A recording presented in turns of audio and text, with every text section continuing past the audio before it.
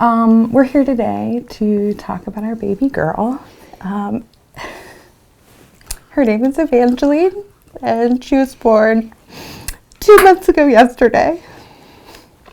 The day after she was born, we spent about 6 or 7 hours trying to write an email to everybody that knew we were pregnant. And everyone that didn't. A lot of people didn't. Just pretty much anybody in our contact list to let them know what happened, because we really didn't know what to do. And so we just wanted to read that right now. Evangeline Hazel Scaff was born yesterday, January 11th, 2016 at 4:14 a.m. She was born with no heartbeat, and after every measure possible, nothing was able to revive her. Evangeline is the name we had picked out from the beginning if she was a girl. It reminds us very much of New Orleans. But after recently watching The Princess and the Frog, Evangeline was talked about as the evening star and the brightest firefly in the sky. It is also fitting now that with our little angel up in the sky, Hazel is in reference to Thomas's sweet Sitty, who recently passed away, who gave us Caitlin's wedding ring, which was her mother Hazel's. She was born at 39 weeks and 2 days. She was 8 pounds, 9 ounces, and 20 inches long, with the biggest feet and hands around. She was delivered naturally in about 6 minutes. We knew those feet were big after months and months of jabs to the ribs.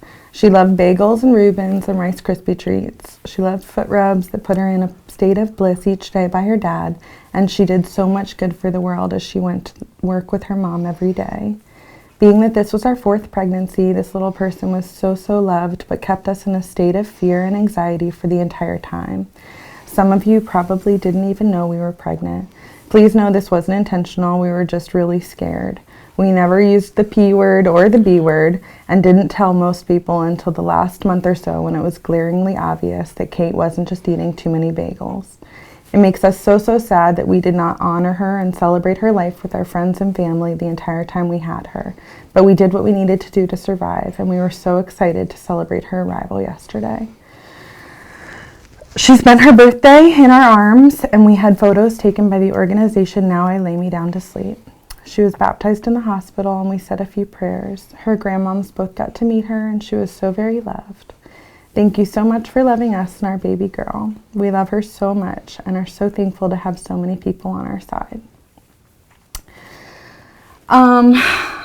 We said in here, we do want to talk about her and share her and not forget about her, but we need a little time for all that. We wish so very much that you could do something to help. And if you come up with something, let us know. Or if you come up with something that you don't even know, we are open to it. But we just don't know what to say. Our grief is unbearable. We may not respond immediately, but please know we will in time. So that was 2 months ago, like today, because 2 months ago today. And we haven't responded to a lot of people because we haven't been able to talk about this for 2 months, really, until this past week we started feeling more comfortable. And we're here. I mean, I think yesterday it just felt like no one knew that she would be 2 months old. I'm not on Facebook. I'm not on the internet. So, people have those big stickers with the month shit on them. And we don't get to do that. So I feel like we wanted to come here today to talk about her and to remember her and to use her name in our life. It's been hard with family and friends. I know no one knows what to do, but no one's as sad as we are. We're so sad. And trying to think about how to integrate her into our life. I mean, I know that we're jumping the gun on all of this and that we are still very much in the grief process, and we have so far to go before integrating her into our life seems like something natural, but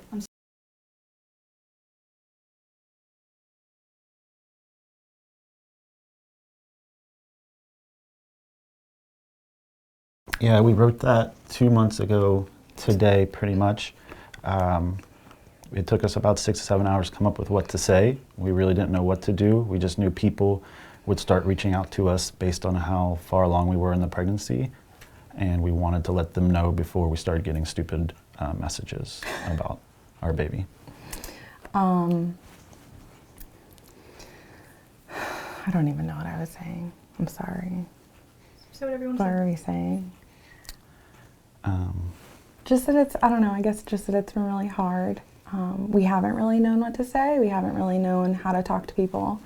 They're sad, really sad. People knew how much we wanted this and how excited we were. And no one's sadder than we are, but people are sad. And the hard part is trying to figure out how to talk about her, how to say the word Evangeline, how to remember her every day. And I know that now, 2 months out, it's a really, I mean, I know that it's like an impossible feat to think about her without just being soul-crushingly sad all the time. But at some point, we want to be able to integrate her and her story and her life. And even though it was really short, it was so filled with love into our everyday life. We have no living children, and the path to her was long and hard, and there was an ectopic pregnancy. There were a couple of miscarriages in there, and you know, we didn't tell people that we were pregnant with her. We really didn't even acknowledge it. I mean, she was a parasite. We called her a parasite for the entire time. and we didn't let people really acknowledge it either when they would ask or see Kate or talk to us. Like, we didn't tell them we were pregnant. We never even said that word. And it was just hard because we feel so bad now that we didn't honor Evangeline, but this was our 4th try at this, and we've lost every single one. So we were getting to the point where we just started feeling comfortable, and then Comfort really just started around Christmas time, actually. She was 7.5 pounds, and on a 36-week ultrasound, everything was fine. I mean, aside from like 5 months of vomiting every day, everything was fine. I mean, I never had a high blood pressure. I never, there was no gestational diabetes. I mean, nothing. It was really okay. I'm a nurse, so clinically, like, I was asking, our 20-week ultrasound, I was asking, like, are there 4 chambers in the heart? And are her intestines on the inside of her body? And does she have a nasal bone? I mean, I was asking these questions that are just crazy for most people, but we were really scared.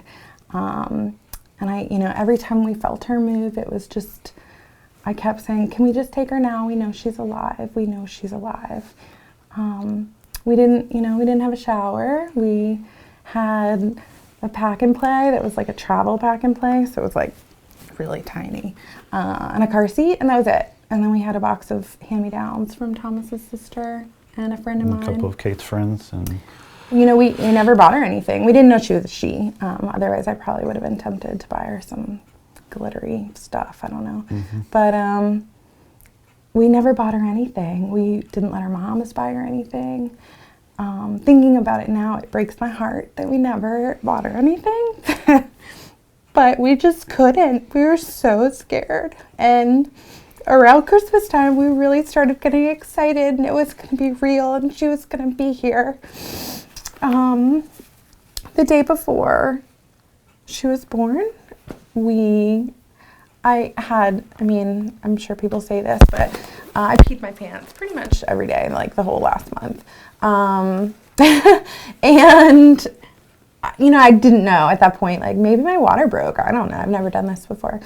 So we called our OB. I was GBS positive for this pregnancy. So she was like, come on in, let's check it out.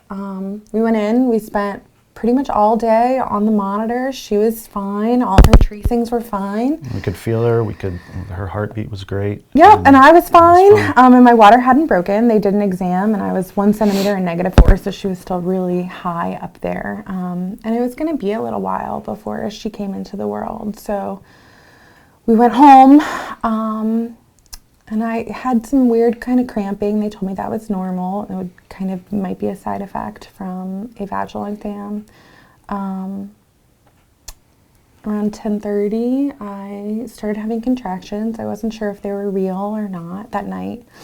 And because I was 1 centimeter and she was so high up, our plan was a natural childbirth. Everything that we had planned out was hindsight, just to do this at right? home But and get to the hospital when we had to. So we called our doctor, and she was like, listen, when you can't talk anymore, come on in. And so we labored at home for a couple hours, and finally it was just so bad. I mean, I don't even remember. Caitlin was in Thomas such remembers. pain, and we knew something was wrong, and we were going by everything we knew and had learned, over the past couple of years with pregnancies, and we were doing everything we were supposed to do. And then it just got to the point where we felt we were stupid for staying at home. We should be at the hospital, and that was about 2 a.m. So we went into the hospital, and then literally within an hour or so, Kate was, it took forever to get up to the room. Every 2 minutes, 3 minutes, she was in pain and contractions. And then when we got into the room, they tried to find the heartbeat of the baby, and they couldn't. And then they tried everything possible, and they said that they had to deliver her right away, and we had to get her out. At no time they were saying her. We didn't know that until later. But she came out in like 14 minutes. Kate was in a lot of pain. Yeah, I don't remember any of this part of it. Anyway, yeah. But she wasn't alive when she was born. No one knew. Our doctor didn't know. No one, I can she still was see alive like 6 hours before. that night in my head and watch it over and over, and saw, them trying for 30 or 40 minutes and then just coming over and saying there's nothing else we could do. And we both just kind of stopped. Like, it didn't really make sense. I didn't understand why it happened and how. And they had just told us she was a girl while they were working on her, so we knew then her name was Evangeline, like we mentioned earlier. So we just kept saying her name, and it didn't work. It was really hard, and I don't think I'll ever forget it, and don't want to ever forget it, and that's kind of why we want to start talking about it. And that's kind of why we're here today. A little bit masochistic, probably, being here 2 months after she was born and died. But we need to remember this, and we want everybody to remember this, because, she would be doing so many amazing things with her life, and maybe now she can, by us talking about her and remembering her and letting people know that it's okay to talk about her, and that we want to talk about her, and we don't want her to ever be forgotten.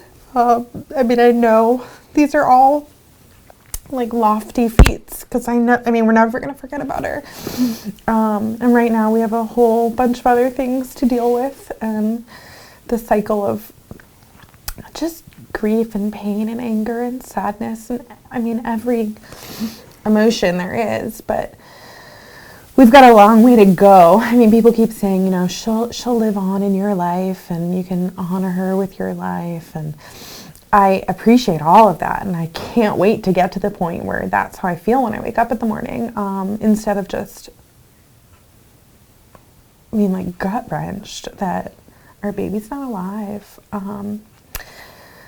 I have a lot of blame. I feel really bad. For the first 3 weeks, we blamed ourselves every day. We just sobbed. I felt like I should have known that she was dead in my body. And I know clinically that babies kind of hunker down when they're being born and when there's contractions. I just feel like I should know. And I feel like if we had stayed and demanded something 6 hours earlier, she would be here with us. And I know we don't know that, and there was no indication to know that, and she was fine 6 hours earlier. So no one would have just induced me or cut me open. No one would have done that, and that's not what we wanted. But it's just terrible to wake up and feel like I didn't protect her the way I should have protected her. And it's just really sad. People have been okay. We've got a lot of people in our lives and on our side, but we've also shut out a lot of people. Mainly for both of us, we didn't want to talk to anybody after this happened, and other than maybe our parents and siblings, we didn't really talk to anybody. I talked to 2 of my friends. They didn't know what to say or do. I wouldn't know what to say or do either. I still don't really, and that's kind of, it sucks because nobody wants to talk about this unless we talk about it. And so we're put in the situation of not only grieving and being so sad, but also having to educate people on what we need and how they can help us. And we don't really know those answers. We kind of only know what we need after it happens or when it's not happening. It's not super helpful. I feel like, there's a lot of, she was so perfect that God wanted another angel, and, you guys are young, you'll have another baby. We don't know that. We don't know We've that. been doing this for We've 3 tried years, this already. and this one was the worst of them all, and it's just like, that's saying that stuff doesn't help. No. And even a week ago when somebody told us that, we couldn't really say this now and correct Right. them. We're just now getting to this point in our grief, but we feel like we need to say something and tell people how to help. We don't know what that is. We just know that, the platitudes really don't help and they don't make it better. And this might not be better for a very long time. And we don't know if we'll ever have living children. I think just coming to terms with all of that is really overwhelming. If we kind of think about the future or kind of go down those twisty, dark places. I heard someone say hamster mode the other day, and I was like, totally, my brain is in hamster mode. We don't have distractions at home. We just sit and are sad and think about her and think about what she would be doing and, how big she would be. And it's just, Yeah. it's really rough. I don't know. I feel like it's like we're in it together. I can't even imagine. I really don't remember a lot of that day. I feel like we have been in this protective fog, like the neurobiology of trauma or something like that. I don't know, where our bodies and brains have just kind of made this. I don't even know what happened in February. February is maybe it didn't even happen, I don't know. But just kind of being where we are now, and that fog is kind of wearing off a little bit, which is good. But it's still unreal. It's just still so unreal. I feel like yesterday was really hard because it was 2 months. I feel like every Monday morning is going to be really hard, just because Sunday nights and Monday mornings are tough. That day, Thomas remembers a lot more than I do. Our OB was, amazing, but just so sad. It was really, she delivered a woman, I don't know, a year and a half ago, I guess, and she was a nurse at that hospital, so she asked if she could go get her and bring her up. She had a stillborn son, Jack, and so Sarah came up and hugged us and loved on us and told us to smile in some of our photos because, we look back at our pictures and, we're just, it's like a gut-wrenching human story. Looking at all of these pictures that we have that we don't even remember anyone taking, but we have one that we smiled in, and it was because Sarah told me to smile, and we're really thankful that we have that, just because it's the one picture we can look at and not lose it with. That's wonderful. I feel like my doctor kind of, how can you not remember every person who you delivered a stillborn baby with? So she's kind of hooked me up with this community of women who, in the last 2 months, I feel like I've made all of these new friends of people who totally knew what we are going through and where we've been. Just they know how horrible this is, and that's pretty, it's pretty beautiful in one way, just because I feel like I have someone that I can reach out to if I need it. The other thing we did that morning was call our counselor. We have been seeing a counselor for about a year and a half after our second pregnancy loss. It was just really overwhelming. I'm a nurse. I ironically work in trauma and do sexual assault exams, and I also am a maternal child health case manager for high-risk pregnant women and kids. And so work, and professionally and personally, like my lives are completely it's just a mess.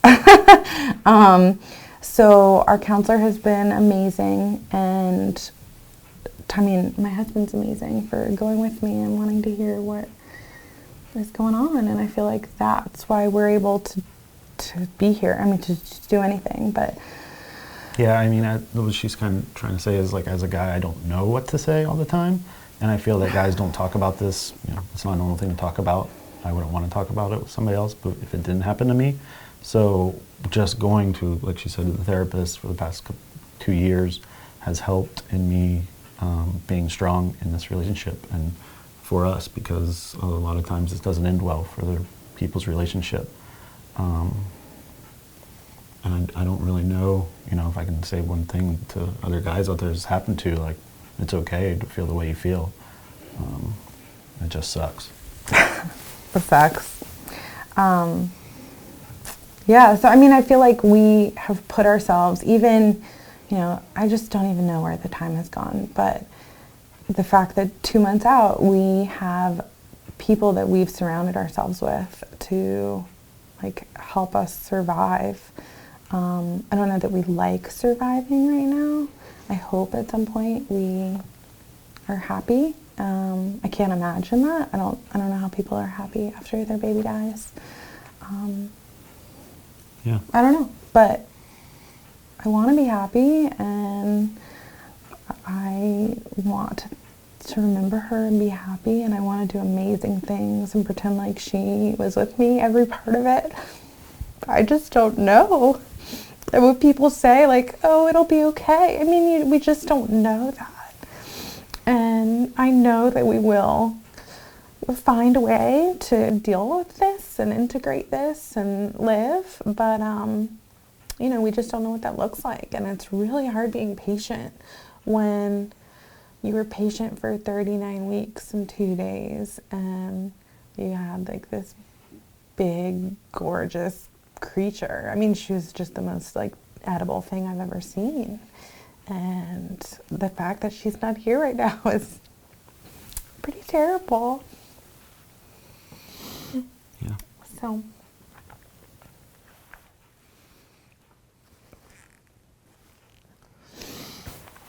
I don't know, what else?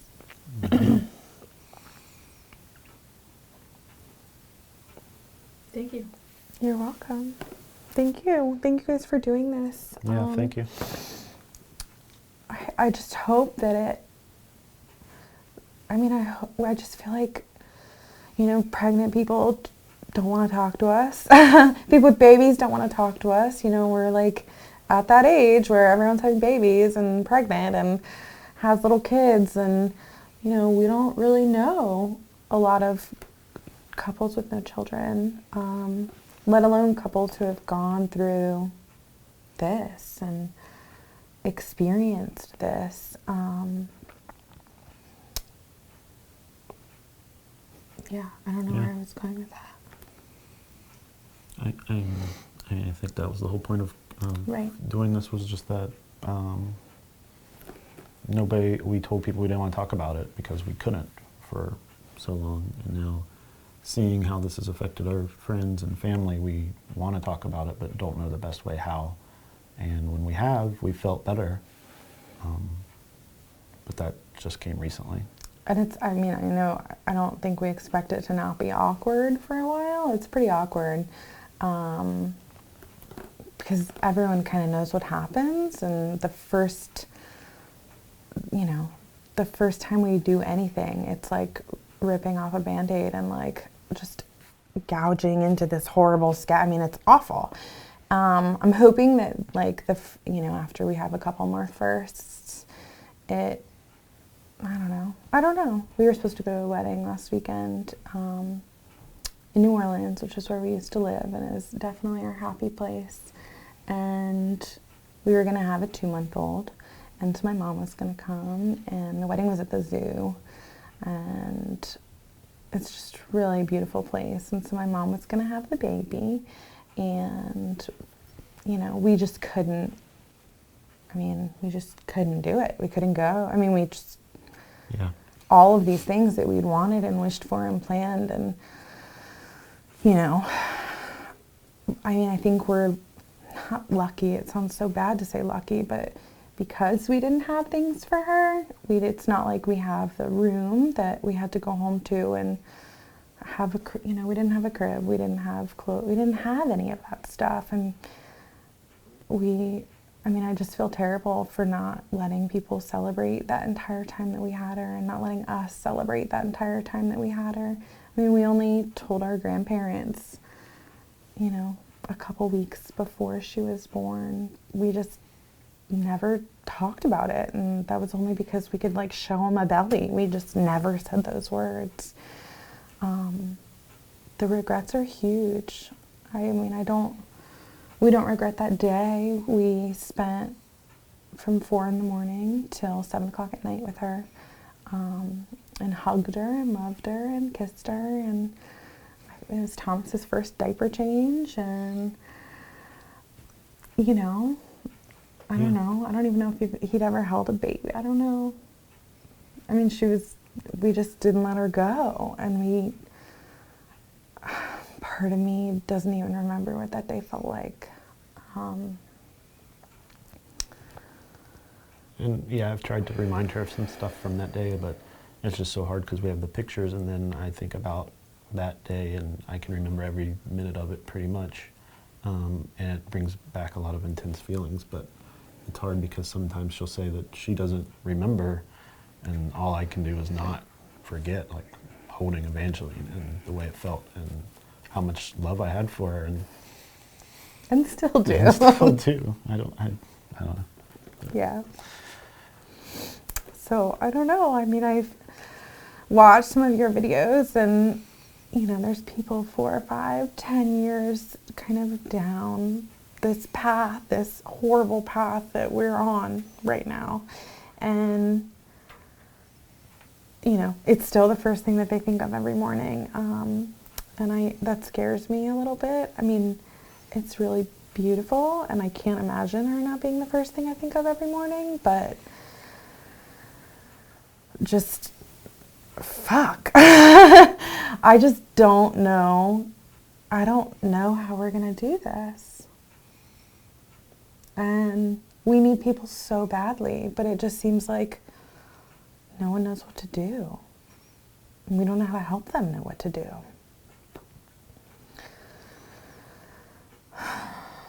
Yeah. I don't know. She was beautiful. She was really the most... I know people say that about their babies. And I've seen a lot of babies, and some of them look like aliens, and she didn't look like an alien. She was so fat and big and pretty. And, I mean, it was just really cool that we were able to spend so much time with her. I mean, she was pretty tie-dyed by the end of the day. But, you know, we were able to have our baby pictures and put them next to her and see who she looked like. And we have feet prints and hand prints, and we have some of her hair. You go ahead and you can talk about our bracelets. Yeah, we didn't want to, I'm sorry. we made these bracelets after we were trying to find something to do to remember Evangeline all the time. And I don't know, people told us they get tattoos, they Right.